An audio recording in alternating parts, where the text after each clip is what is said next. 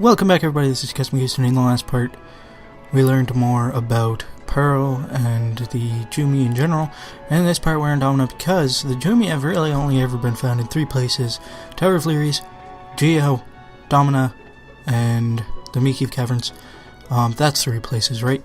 Anyway, we're going to get started right here. This is actually, unfortunately, my 3rd time recording this, and I'm going to bring up why I believe that it has taken me this long, or this many attempts, but that will happen later. And I only have 2 days left before I have to go off to my internship, so I need to get these parts out. So I apologize if my commentary isn't as good as it usually is, but it's just because I've done this quest 3 times, I've done these quests because I'm trying to do 2 quests at once, which is part of the reason why why I'm getting screwed over. But I've done these quests 3 times, and I mean, there's not a whole lot to talk about in either of them in the first place, and then you have to do them over and over again, and I start getting confused as to what I have already done and what I haven't talked about, or what I have talked about, and it's basically just me losing my mind, and ooh, my feet feel weird. Just to give you a series of what I just did, I went downstairs to grab myself a drink, and my mom told me that she needed the mail taken in. Now, I don't know how many of you live in the areas where the blizzard of January 2nd, 2014 is hitting, but I live in an area where that's hitting pretty damn hard, and so my laziness trumps everything, and I was only wearing socks at the time, and so I was like, well, it takes about a quarter of a second to take your socks off, whereas it takes about a couple seconds to put shoes on.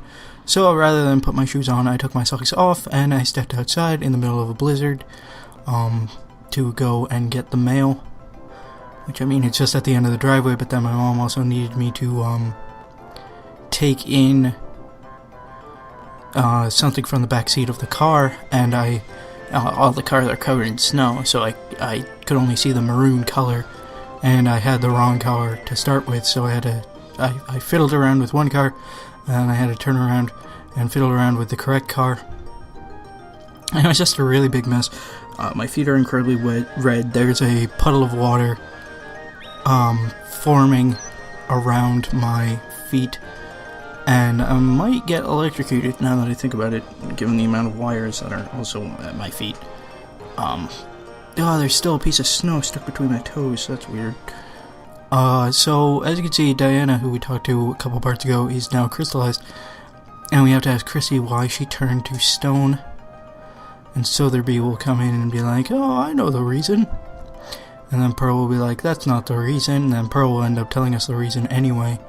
So I don't fully understand why this quest starts the way that it does, but Sotheby says that Pearl is a Jumi, and we need to get out of here because I feel like it's implied that the 2 of them are plotting something terrible, the 2 of them being Sotheby and Chrissy. So we need to go and unlock the keys to Diana's heart, which is very similar to Esmeralda's quest. And in fact, it's similar in more than one way. The first key is actually right over here. It's like I knew this, or it's like I've done this before. It is the key of pain. And it's just really weird because my feet, to get back to the whole foot thing, for those of you who are into that sort of thing, my feet were just, as you would expect, they were completely numb. And now feeling is gaining back, and it's like I poured a bottle of acetone on my feet. For those of you who don't or have never had the pleasure of pouring acetone over parts of your body, it's basically very endothermic. It takes heat, so it just makes your entire, wherever you poured it, extremely cold. And so it's just like this sensation of cold just rushing over my feet, and it's really weird feeling, and I kind of recommend it, but at the same rate, the process it takes of getting to that is really, it's just bizarre and painful. So, I mean, whatever. Anyway, we already have 2 keys. That key was in Mr. Memphis's office, which is actually where one of the cores was placed. So, clearly they're reusing stuff. Now, the 3rd key, you don't really need to get any of these keys in particular order, but the 3rd key is actually probably the most difficult to find, because you wouldn't think to look here on your first go-through until you've exhausted all possible scenarios, but the 2nd key, or the 3rd key, is down here, and it's the key of pride. Now, what I don't understand is why all the keys that you get aren't necessarily good things. Like, you got, what, pain, pride, and anger? Or something like that? All you need is sloth and gluttony, and you're pretty much good to go. So let's go back to Diana, give her the keys to her heart, and de-stow. Oh my goodness, she's not here. Who saw that one coming? I did. Let's talk to Christy and see what she did. We moved the Venus statue to the arena below. I'm pretty sure you don't have to go down and see that the statue is moved. You can just talk to Christy, but it's a difference of about 10 seconds. Even though I just said my laziness it will cost me my toes, it's still really weird. And Alonzo shows up asking if we found the keys, because Alonzo is fucking everywhere that Pearl is. He's just the worst knight ever. She turned herself to stone to be killed, to avoid being killed, even though in the last part when we met her, she wanted to be killed. Alright, I need to get this piece of snow out of between my toes, otherwise I'm gonna freeze to death. Oh, that's not snow. Oh, that's phantom snow. That's really bizarre. What did you want to say the truth about the Jewel Hunter? Yes, but first I must explain the Jewel Hunter's motive. Revenge against the Jumi. Revenge? You two will listen, right? Or, two meaning me. 2, T-O-O. Not 2 as in the number. Anyway, this is Diana going into the whole race. Tears of healing, teardrop crystals, that's sort of important. Keep that word in your mind. But when the age of massive Jumi hunting was over, they changed to preserve themselves. They could no longer cry. Wixcept, I was going to say with the exception of one. The Bejeweled City, that's also important, keep that in mind. Yes. And then she kidnapped Florina, the only Jumi who could still heal with tears. Started a war with Ooh, I apologize. Started a war with Deathbringer. That is, they're still talking about Sandra, the Jewel Hunter. And this mysterious voice is talking. And it's assumed that it's probably the Jewel Hunter. And what I don't understand is Florina is basically the only person who can cry, and every time she cries she gives part of her life to rescue or to save someone else, essentially. And Sandra's logic behind it is she'll capture her and, you know, use her to fight this war with Deathbringer, rather than just leave her to sacrifice herself for the Jumi race. But it sounds like Florina is just going to end up crying over only Black Pearl can find her, so Diana got her core stolen. Anyway, it sounds like the Jewel Hunter is basically going to use Florina's life force anyway, but for a much more selfish reason. And Oswald has a magic bun thing in his hair. But the whole entire point of this quest is basically just more backstory for the Jumi and what they're up against.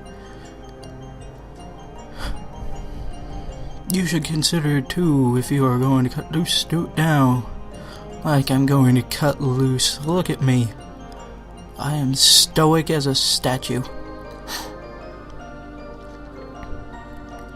Goodbye, Pearl. And that's the end of that quest. Rather boring, but it's mostly just to set up the last 2 quests that we have of this quest line. One of which we will be getting into right as soon as after we talk to our cactus. And I believe the next quest that we do is actually the one that's causing my stuff to go all crazy.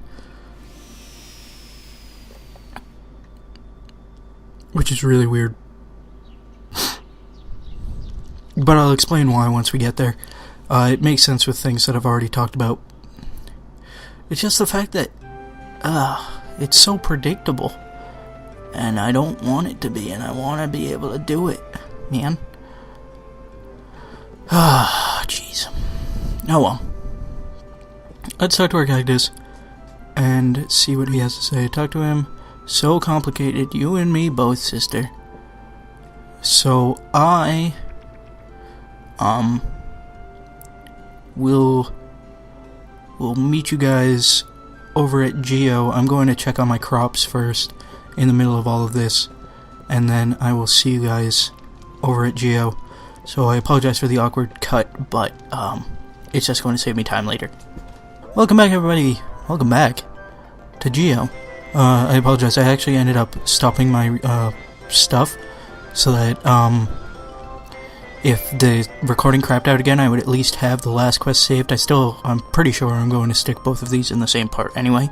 So that was a little awkward, but we go to the jewel shop. As you can see, Alex, the seller, isn't here, but there's still someone calling for us in Pandoras Box. And you get one guess as to who it is, and I'll give you a hint. Her name starts with a Florina. Hello. Oh my goodness, I must have given it away from you. Alex hides me away from here from the jewel hunter, but I have a lot of bad dreams. Speaking of bad dreams, here's a scary character. Pufwa. Makes weird onomatopoeia sounds. Do not ask who I am. Your nightmares are so bad that even the tapir was scared away. Why are you having such scary dreams? Explain! How am I supposed to know? I thought I should be safe in here. You can't be safe from your dreams. I was going to make an Inception reference, but I'm going to say that my name is Chumpy. I feel like the whole Inception joke or thing is just so played out. Like, anytime you have something within something else, it's always somethingception, like a Hot Pocket within a Hot Pocket would be considered Hot Pocket or Hot Pocketception. It's lame, is what it is. It's an easy joke, and it's not even that funny. But anyway, we are now going to get transported into Florina's dreams, and this is the reason why I keep getting screwed over, because this place is, as you can see, based off of Duma Desert, and Duma Desert is one of the places that causes my software to crash for whatever reason, so every time I come in here is probably what causes me to crash. But anyway, Nicola somehow managed to sneak his way into her dreams, and you want to talk to him for the first time because it's going to save a lot of time, and you get teleported to this really freaking weird place, and I feel so bad for Ravamshi, or whatever the hell her name is, being surrounded by all those creepy basket fish. But anyway, your objective is to just wander around Florina's dream and watch all the scenes that are happening so that you can, sleep peacefully at night, and Bella the Witch can go to sleep without, the tapir running away. Which I don't even know what the tapir has to do with any of this, but he's a guy. He's doing things. Now there's one part of this quest I will make a note of that will cause you to... It's probably the trickiest part of the quest, just because, well, you'll see. I'll explain it, because it's coming up right about now. Lapis Knight, what is your destiny? I have no destiny. I am no man. A Jumi Knight is like a pebble with a Florina's tears. I have heard. I never cut away. Pearl! Elazul, I'm sorry, I can't cry for you anymore. Pearl, my anger was what kept you moving. The light of the Clarius will go on hurting people. The destiny of us stones is to heal and soothe. So long as fight of us flames of anger. Destiny, should we destroy everything? What do you say, Lady Black Pearl? Black Pearl, I have not your strength. The strength to destroy it all. I can only do one thing, open a small exit. Now the weird part about this quest is that Elazul is still standing here, as you can see. And you can talk to him and tell him your name, and he will talk about the relationship between Jumi Knights and Guardians. And then the sand waterfall will disappear. Now that's the tricky part of this quest. Probably the only tricky part of this quest. Aside from knowing where you're going. Because if you don't move that sand waterfall out of the way, there's no possible way for you to progress through this quest. Now it's the only time that does that. After every other scene that you watch, if there's a sand waterfall in the way, it will move automatically. Which is why it's so irritating, because that first step, watch the step, it's a doozy, let me tell you. But other than that, this quest is fairly straightforward. The path is mostly linear anyway, and you get to learn a lot of the backstory between Alazul, the Jewel Hunter, Florina, Pearl, Black Pearl. Pearl! Let me protect you just once more. She is not Pearl, she is a knight with the core of darkness. Her destiny is Flora, at the beating of my chest of the black core of my true self. Away with you, Lazul. Florina already had a knight called Alexandra. The lonely pebble in the desert is you, Black Pearl. Once, when my black core died, I left Florina with Alexandra, and she turned into Pearl, but Pearl turned back into Black Pearl. Care to give it a try? Oh. So his current plan is to try and cut out Black Pearl's core to get Pearl back, so that he has a purpose again. And Black Pearl is talking about fighting for all who threaten the Jumi, because of the Jewel Hunter. I don't know. It's a complicated story. You can read it, because I'm clearly making a mess of it. And Alexandra, a person we haven't met yet. However, I'm gonna let you guys draw your own conclusions. I'm not going to say anything.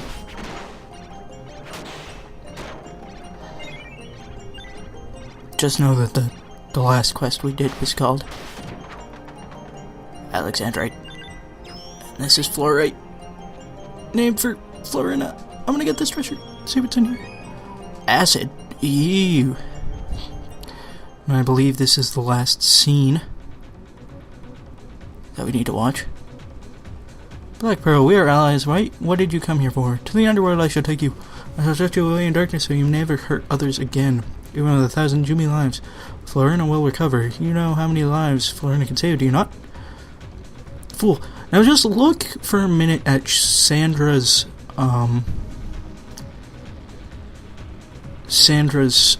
sprite. She looks kind of ridiculous, at least from this angle. She's basically nothing. Her neck, or her head is connected directly to her torso, and her arms look like they come out of where her neck would be. It's really bizarre. But anyway, we now have a boss to fight, and I'll give you one guess as to what it is, and if you guessed Jewel Beast, you'd be correct. Jewel Beasts, you are so evil, but you're also pretty easy to defeat. Especially with Sparkling Rampage. And almost, oh, he's so dead. Let's evade while we're at it. And that's going to do it for this quest. We defeated... Actually, no, there's still a little bit more. It seems. Maybe? Yes. Lazul and Pearl have reunited. And it feels so good.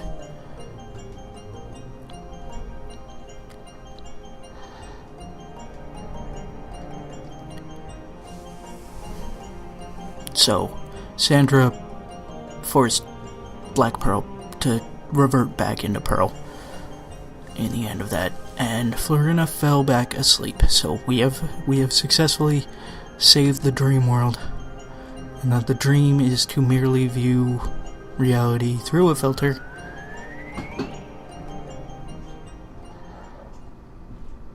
Now there's a ruckus happening outside my room. So that's going to do for that quest, but before I end it off, I'm going to hopefully trick my computer into not thinking that that entire thing took place in the Duma Desert by showing you guys a little money-making trick that I know of, where I don't use it very often because I don't temper or alter weapons or make new weapons or do any of the golem stuff. So it's not quite that useful for someone like me, but if you're into that sort of thing, you're more than welcome to use this method. First, it requires you having... Actually, I'll just show off the items that I got when we get there. But it does require tempering or altering armor. So you want to go over to your blacksmith and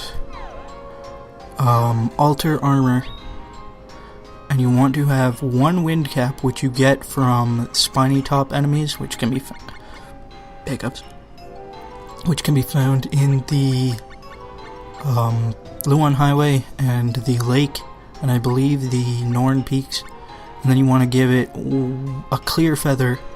You're going to need at least 4 clear feathers. Those can be found from they're black and blue bees. Their name escapes me at the moment. But you just want to select the same wind cap and give it another clear feather, and this is where you will notice something different happened as soon as I get to the clear feather. A Lord of Flies card will be added to it. Now that's the reason why I'm not a huge fan of the weapon altering mechanic, because it just gets weird.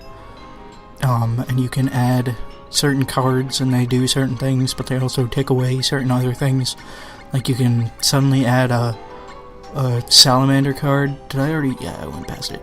You can add a salamander card that somehow drops your attack down to like 14 when it was at 50, but your fire elemental damage increases to 5,000, and it's really weird.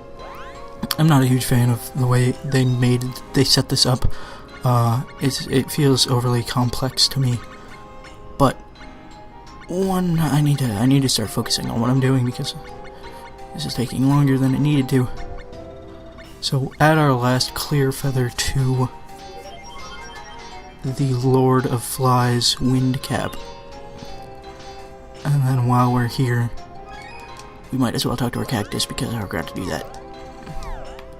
No, I would like to cancel, so that I may leave and warm up my toes.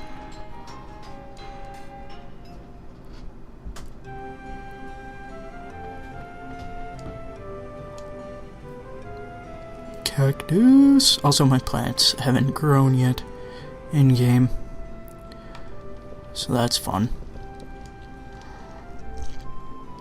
But after we talk to our cactus, I'm going to head over to Domina and sell our newly made wind cap. And it's a good thing that I have the other wind cap at the top there, because I can do the side-by-side comparison of the value of one versus the value of the other. So let's do that real quick before calling this an episode. I need to put on like 3 pairs of socks and get under the blankets and try not to die.